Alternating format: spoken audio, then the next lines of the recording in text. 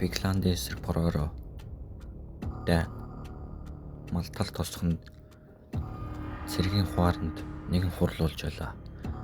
Тэр хурал Дэмчиг Ахмад Ёндонг өрөөндөө дуудууллаа. Ёндон ормогцоо Дэмчиг Ахмадаас юу болсон талаар асуулаа. Харин Дэмчиг Ахмад ингэж хэлв.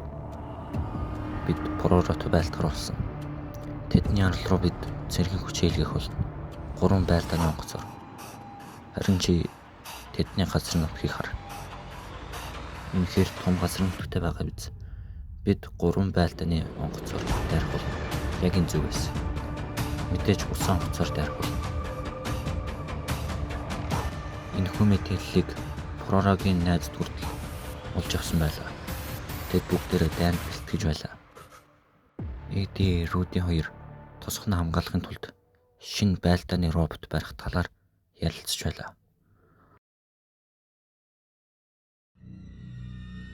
Найзууд бүгд дайны талаар сонсоод шоконд оржээ. Тэр шөнө мэдээж найзууд бас хэнийхэн ч нойрон хүрэхгүй байлаа. Пророкрон хоёр үнэхээр их айж байлаа. Харин Поби хэрийг тайвшруулж байлаа. Учир нь тэд Эдид л зөвхөн найдаж байлаа.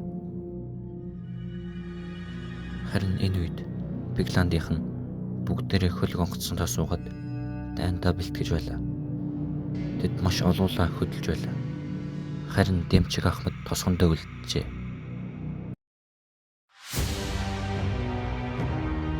Нэлээд удаан аялал хийсний эцэст тэд иржээ. Харин одоо дайн эхлэхэл үлджээ.